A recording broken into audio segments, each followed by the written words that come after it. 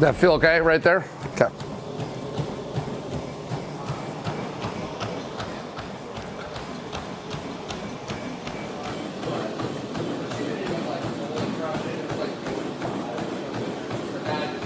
All right, brother. Let's get your first one, and then Claire, I'll get you on in a second. So these are lactate measurements. These are how many millimoles per liter of lactate in the blood. So that just tells us the anaerobic power that they're requiring and how well their body is utilizing aerobic energy to clear that lactate. So that's why we got to take a couple samples to see how fast it clears it. We're mainly trying to just get 3 samples. So we're trying to get one that's between maybe 5 to 7, one between maybe 3.5 to 5 in that range, and one maybe 2.5 to 3.5 at different paces. So we're just trying to create a slope. A really good athlete on the boys' side may have millimoles of lactate at 5-minute pace of, say, like 5 or something like that. And so the idea being, the lower the lactate, the easier it is for them. They just didn't need to use as much anaerobic energy, or they can clear it really quickly. Once we get above about 4, it's kind of a steady, it no longer can kind of stabilize. So we're just looking to create the slope from paces easier to harder.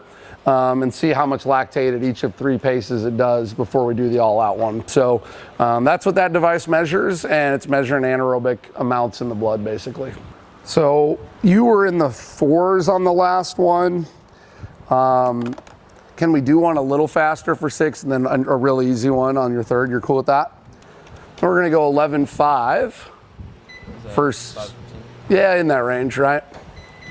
We can see exactly what it is. It's 5:12, 6 minutes. Sound good?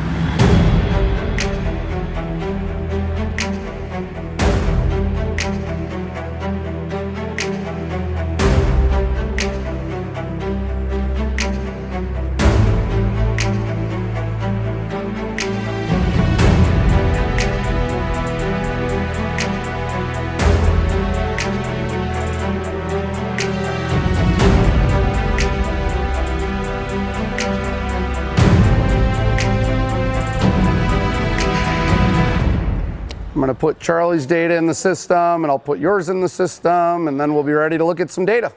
So we had a VO2 of 70, all right, which is this number right here. That was your aerobic engine, right?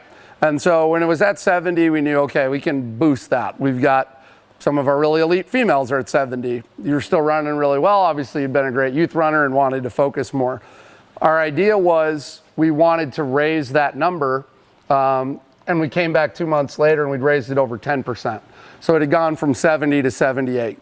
So if it's too high, again, this being really good for the mile or 800, right? We like it somewhere in that 0.4 to 0.6 range for the mile, maybe 0.5 to 0.7 for a grade 800 runner. Way too high for the 5K. We can't turn that off. The production of it is happening all the time at some rate. And so we got to lower that. So we wanted to raise aerobic power, which we did by 10%, and we wanted to lower anaerobic power, which we did. We took almost 30% off of that number. So it was great. I think you ran, what was it? What did you run for the full mile on your first test? 440 or something like that, probably?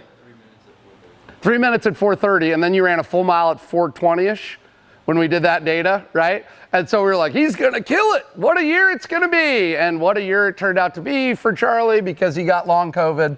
And now you can see what happens when the long COVID kicks in. He wasn't able to do all the training. Boom, this number over here, boom, back down by that same 10%. Just even starting back up, he's getting back in the game. We're at a 73 VO2 and a 0.45 VLA max. That's better than where he started a year ago.